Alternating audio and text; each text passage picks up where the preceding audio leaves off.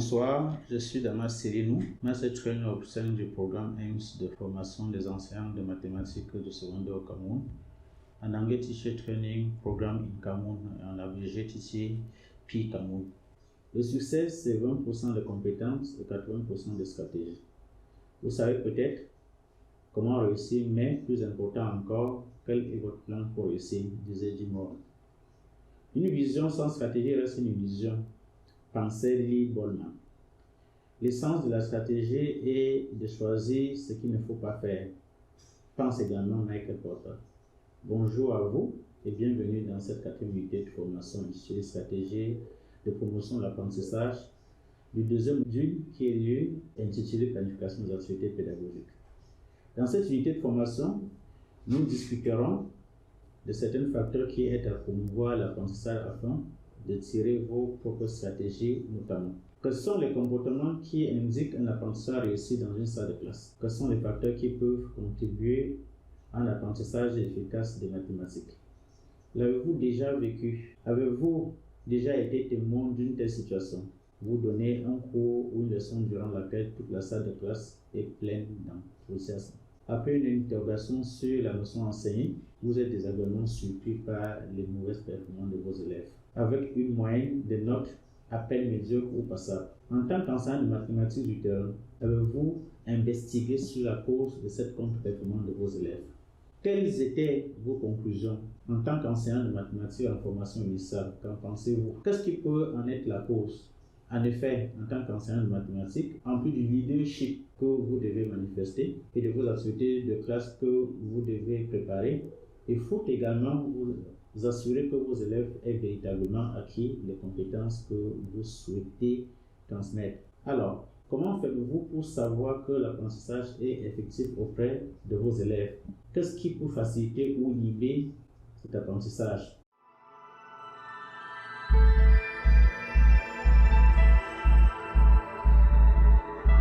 Alors, qu'est-ce qu'un apprentissage réussi? Quels sont les piliers d'un apprentissage réussi? Le but ultime de l'apprentissage et de l'enseignement des mathématiques est associé à l'acquisition d'une compétence d'adaptation, c'est-à-dire la capacité à appliquer des connaissances et des compétences acquises de manière significative avec souplesse et créativité en fonction des situations rencontrées. Ceci va au-delà de l'acquisition d'une maîtrise et des routines en mathématiques. Il s'agit également de la volonté et la capacité de transformer les compétences de base et de développer en permanence son expertise en s'adaptant aux situations nouvelles. Alors, quels sont les piliers d'un apprentissage réussi? Parmi les piliers d'un apprentissage réussi, nous avons l'attention. C'est l'un des piliers fondamentaux pour un apprentissage réussi. L'attention permet à vos élèves de rester en alerte pendant un cours mathématique, de sélectionner l'information, d'éviter la distraction. C'est pourquoi vous devez focaliser l'attention de vos élèves sur l'essentiel.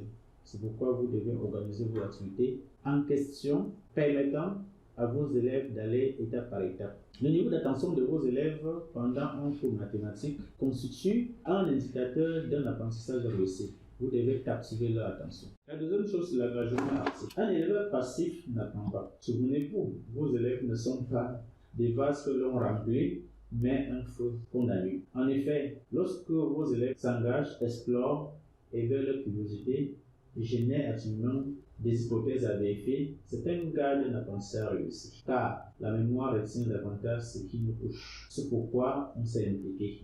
Alors, comment déclencher et entretenir cet engagement actif de vos élèves? En tant qu'enseignant de mathématiques, vous devez susciter la curiosité de vos élèves pendant vos cours de mathématiques. Par exemple, à travers des situations de problème qui poussent à l'action ou qui suscitent un défi que vos élèves souhaitent relever. Vos élèves retiendront mieux les concepts mathématiques pour lesquels ils auront été les plus curieux. C'est pourquoi, pendant vos cours de mathématiques, plus vos élèves seront engagés, plus votre apprentissage sera réussi. L'erreur. Chaque événement imprévu permet d'ajuster la vision du monde de vos élèves. C'est pourquoi la correction d'erreurs est ce qui gouverne l'apprentissage. Un apprentissage, pour être réussi, doit permettre à vos élèves de faire des erreurs. C'est pourquoi lorsqu'un élève détermine ce qu'il aurait fallu faire pour ne pas se tromper, en plus d'être réussi, son apprentissage est accéléré. Ce retour sur l'erreur est nécessaire à un apprentissage efficace. C'est pourquoi la capacité à accepter de faire des erreurs, pas les erreurs pendant un cours mathématique, est une bonne boussole pour un apprentissage réussi. Autre chose, c'est l'entraînement. Pour consolider un apprentissage, il faut s'y entraîner, car tester régulièrement ces erreurs permet à ces derniers de prendre conscience de leurs erreurs. C'est pourquoi il est nécessaire pour vous d'analyser l'engouement avec lequel vos élèves réalisent leurs exercices de mathématiques après un cours ou une leçon. Si vos élèves sont enthousiastes à faire des exercices, alors vous pouvez conclure un apprentissage de bonne qualité.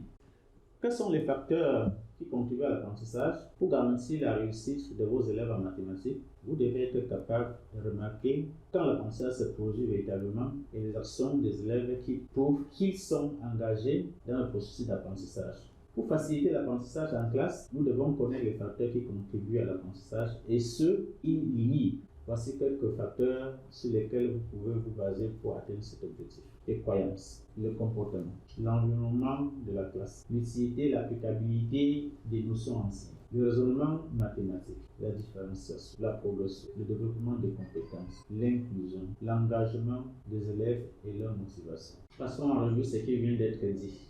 Commençons par les croyances. S'agissant des croyances, voici quelques questions que nous vous invitons à réfléchir personnellement et surtout dans votre cluster. Vos conceptions des mathématiques influencent-elles votre enseignement? Votre conception concernant l'enseignement des mathématiques influence-t-elle votre apprentissage? Êtes-vous sous l'influence de vos expériences scolaires, collège, lycée et université? Vos directives éducatives influencent-elles vos conceptions?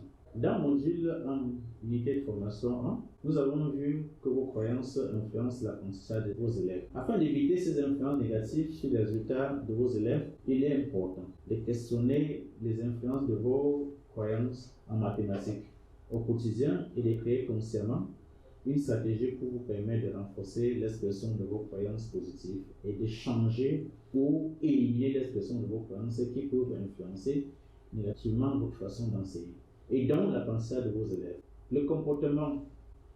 Voici quelques questions que vous devez vous poser pour détecter ou déceler le niveau d'apprentissage après une leçon de mathématiques auprès de vos élèves.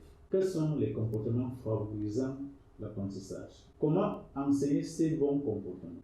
Ce qui repose la responsabilité d'enseigner ces bons comportements d'apprentissage. Durant l'unité de formation 1 du module précédent, nous avons vu que vos comportements influencent les apprentissages de vos élèves. Afin d'enseigner les bons comportements à vos apprenants, vous devez les avoir vous-même. Disons qu'on peut faire l'exemple. Par exemple, si vous voulez que vos apprenants soient ponctuels, vous devez être ponctuel.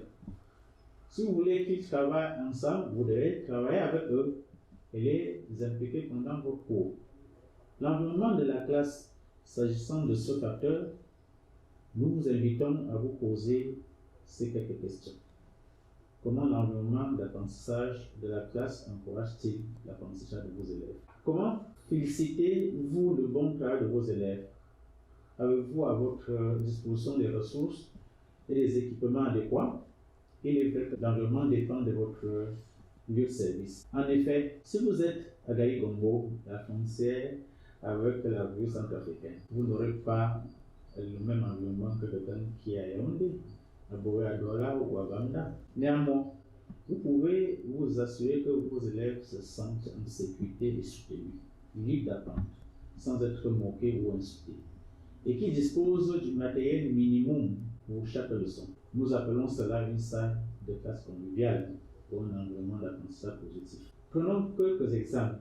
Encouragez vos élèves à toujours essayer et assurez-vous que ni vous ni les autres élèves ne vous moquez de quelqu'un qui essaie et obtient la mauvaise réponse. Construisez un réseau de soutien parmi les élèves afin qu'ils s'entraident au lieu de s'opposer.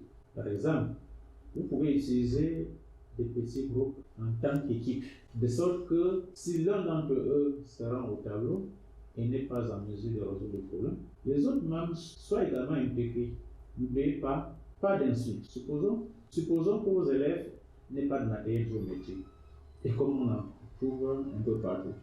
Vous pouvez concevoir une activité amusante et engageante pour trouver du temps avec vos élèves pour créer votre propre matériel. Cela garantira que tout le monde peut participer et apprendre pendant le cours. Il s'agit là de l'équité. Il y a beaucoup d'autres choses que vous pouvez imaginer pour rendre l'apprentissage amusant et facile. Comme vous pouvez le voir, la façon dont votre environnement de classe favorise l'apprentissage dépendra généralement de votre degré d'initiative. À quoi peuvent servir l'étude des fonctions non radiériennes? À quoi servent les mathématiques? Vous avez déjà eu ou vous aurez ce type de questions de la part de vos élèves et même de votre environnement.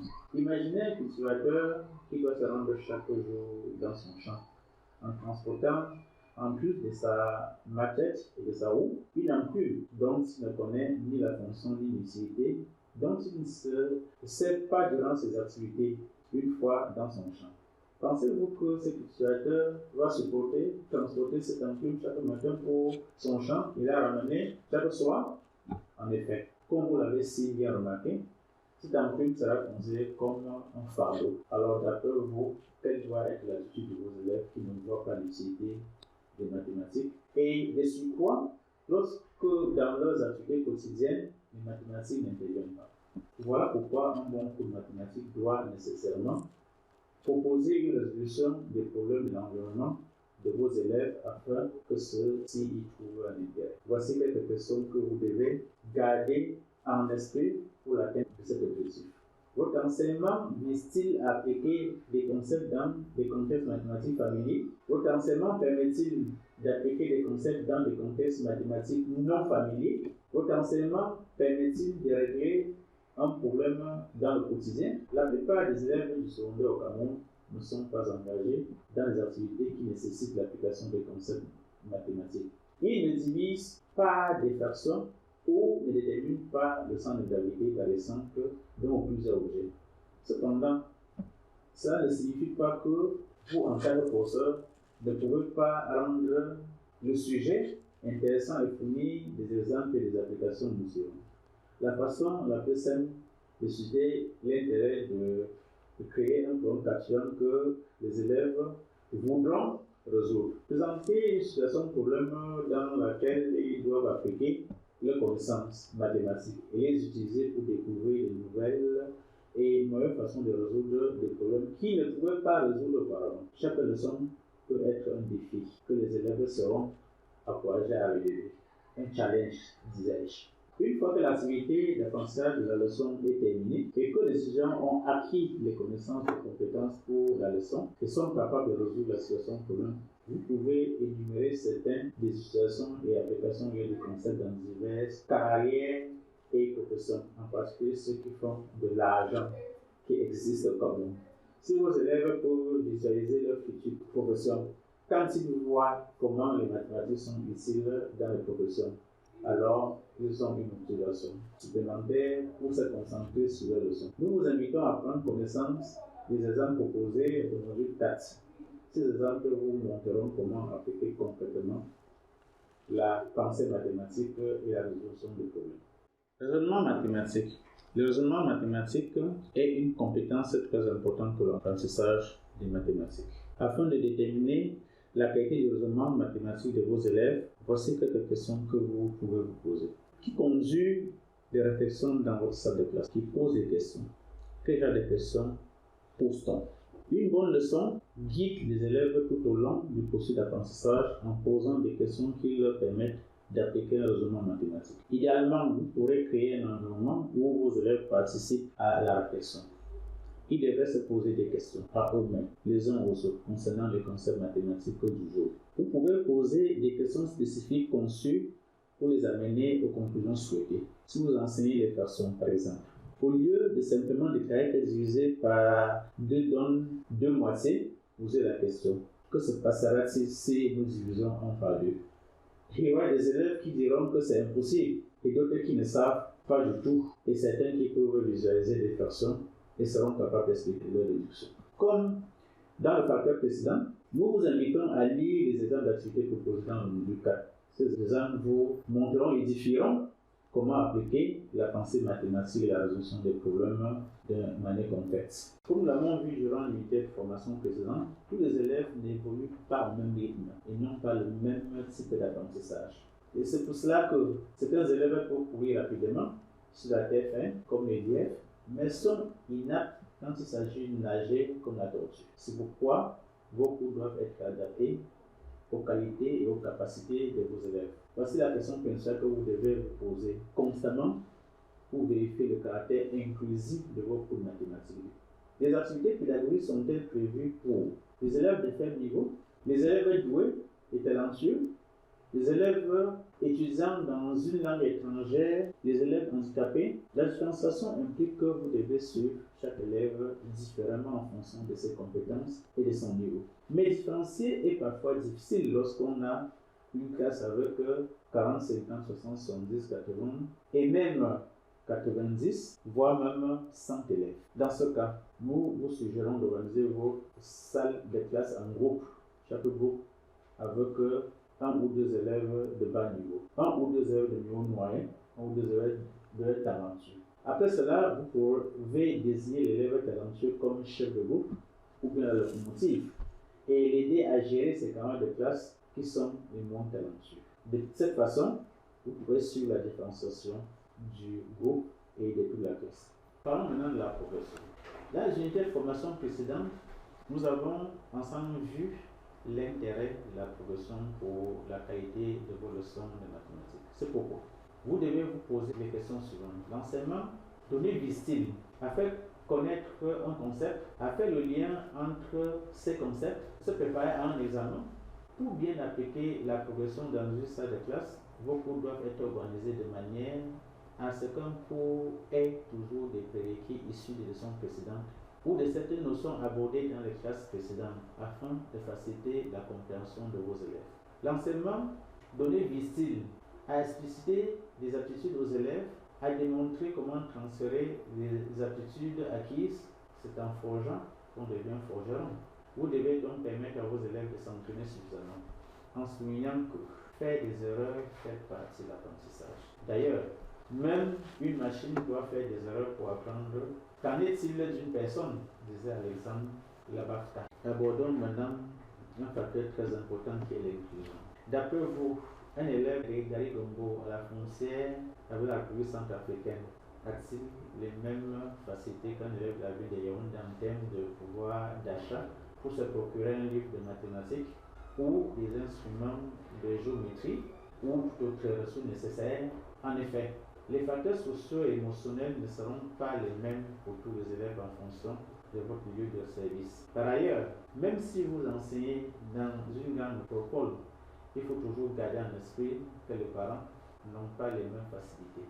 Certains viennent à l'école en voiture, d'autres font des kilomètres à pied pour l'école. C'est pourquoi, si vous voulez de bons résultats en mathématiques pour vos élèves, vous devez toujours prendre en compte les facteurs sociaux et émotionnels de chacun. Alors, comment prenez-vous en compte ces facteurs qui peuvent contribuer à l'apprentissage des mathématiques pour vos élèves? L'inclusion va au-delà de l'aspect économique. Elle inclut la façon dont vous traitez les étudiants ou les élèves handicapés, par exemple les malvoyants, les malentendants ou les personnes à mobilité réduite. Comment les amener à participer à vos cours pour qu'ils se sentent impliqués dans la classe? Nous ne pouvons clore cette partie sans souligner la nécessité d'appliquer une pédagogie basée sur l'approche JAR, permettant à vos élèves de dépasser les stéréotypes acquis de la société dans laquelle ils évoluent. La performance en mathématiques n'a rien à voir avec le sexe de vos élèves, leurs éventuels handicaps, leur situation sociale, leur situation économique, mais dépend de la manière dont vous appliquez l'inclusion dans vos salles de classe pour faire ressortir les qualités de ces différents élèves.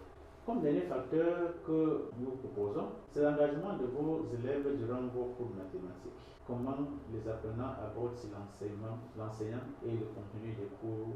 Comment les élèves démontrent-ils qu'ils sont en train d'apprendre de nouvelles connaissances, valeurs et compétences? L'engagement de l'apprenant est la conséquence des aspects mentionnés précédemment. Tous ces éléments fonctionnent ensemble pour impliquer vos élèves dans les mathématiques. Cet engagement est la clé de leur succès.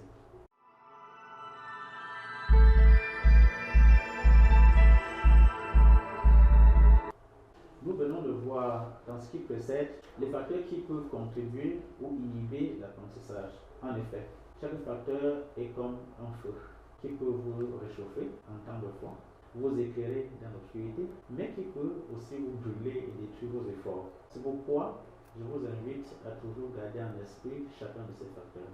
Nous avons certes donné l'impact que chaque facteur peut avoir sur l'apprentissage de vos élèves, mais concrètement, comment manager ces différents facteurs dans une situation concrète de classe. Comme un bon exemple parle mieux que des beaux discours, voyons ensemble comment nous pouvons appliquer ces différents facteurs dans une stratégie. Pour cela, supposons que vous êtes en classe de 4e et que vous souhaitez donner un cours sur les équations du premier degré dans R. Voyons comment nous pouvons faire de chaque facteur un tremplin pour un meilleur apprentissage de vos élèves. Croyances. Vos élèves ont déjà forcément entendu parler du fameux X, des équations par leurs aînés académiques, un membre de leur famille, et comme vous vous en doutez, pas en des bons termes, de sorte que la seule vue du terme X peut bloquer ces esprits de plus d'un. Car des pensées conscientes répétées assez souvent deviennent des pensées inconscientes, dont des croyances. Il faut donc choisir avec parcimonie comment introduire ces X afin de désamorcer cette croyance. Vous pouvez par exemple montrer que ces X représentent un objet quelconque, un cahier, une banane, un prix, sont ainsi de suite. Vous pouvez aussi utiliser l'épistémologie des équations mathématiques à cet effet. Montrer que le terme X utilisé dans les équations n'est qu'une simplification du mot alimos, le nombre, utilisé par les mathématiciens grecs Xenophon du 3e siècle, qui plus tard est devenu chez sous influence arabe au 9e siècle, chez les Espagnols juste après, avant d'être simplifié plus tard en X par un Descartes du 17e siècle, qui désigne une inconnue. Objet quelconque que vous pouvez aussi montrer qu'une équation n'est qu'une simplification d'une phrase. L'équation x plus 3 égale à 0 par exemple correspond à la phrase trouver le nombre réel qui est augmenté à 3 et donne 0. Le comportement, l'environnement, la dispensation et l'inclusion. Avez-vous déjà vu la cour d'un établissement calme, sans bruit pendant une pause, ou des élèves qui ne discutent pas entre eux quand il n'y a pas d'enseignant dans la salle de classe? Même pendant les pauses café d'un séminaire pour adultes, ça discute, ça bavarde. C'est le type d'environnement qu'il faut créer dans votre salle de classe. Pour le cours sur les équations, vous pouvez par exemple réunir les étudiants ou les élèves en groupe de 3, 4 ou 5, en leur permettant par exemple de changer de place. Ces changements dans l'environnement peuvent stimuler vos élèves. Vous pouvez même faire des cours hors de la classe en fonction de l'activité à réaliser. Tensionnez l'environnement de telle sorte que vos élèves se sentent à l'aise comme pendant une pause. Créez un environnement de communication entre les élèves permettant à chacun de participer.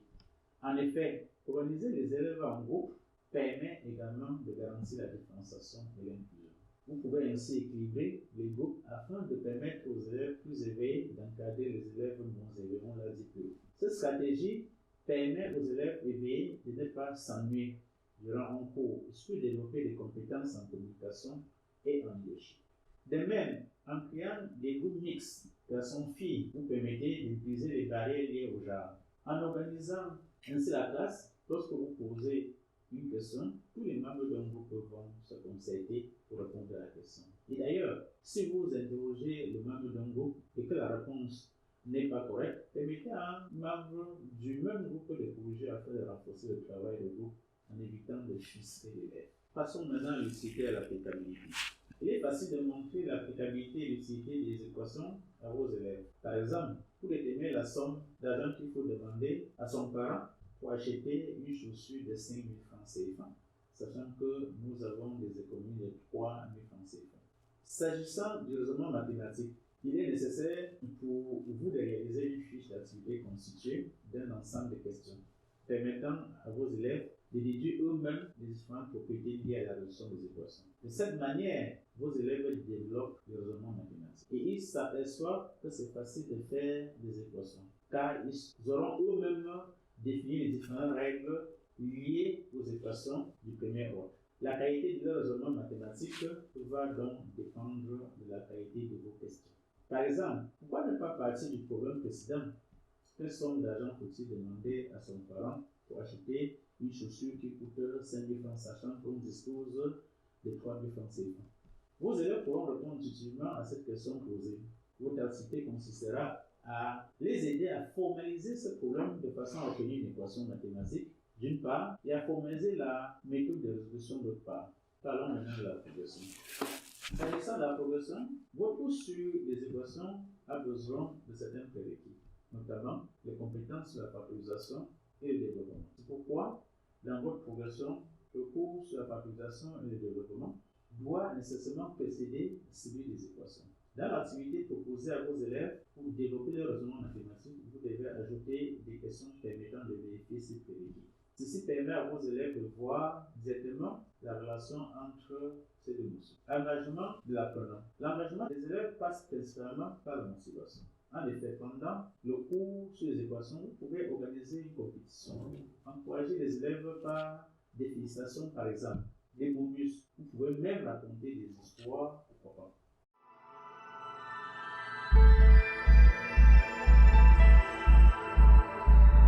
Pour clore, nous pouvons tout simplement dire que la mise en œuvre du processus d'apprentissage requiert la participation active des élèves. Ils sont des acteurs fondamentaux. Pour mesurer l'apprentissage en classe, il est nécessaire d'identifier les comportements des élèves indiquant que l'apprentissage se déroule de manière effective. À cet effet, pour faciliter l'apprentissage en classe, il faudrait savoir ce qui contribue à l'apprentissage et ce qui l'inhibe. En tant qu'enseignant de mathématiques ou en devenir, vous devez bien connaître vos élèves afin de planifier des leçons centrées sur cela. Comme vous le savez, moi je vous dis c'est réunir et un début, rester ensemble et un progrès, travailler ensemble et la réussite. N'oubliez pas de partager vos idées et questions dans le forum. Vous pouvez également vous rendre sur la plateforme sur du TTP afin de discuter avec les membres de vos clusters. Et retenons toujours, seul on va plus vite et ensemble on ira toujours plus loin. À bientôt dans la prochaine unité de formation.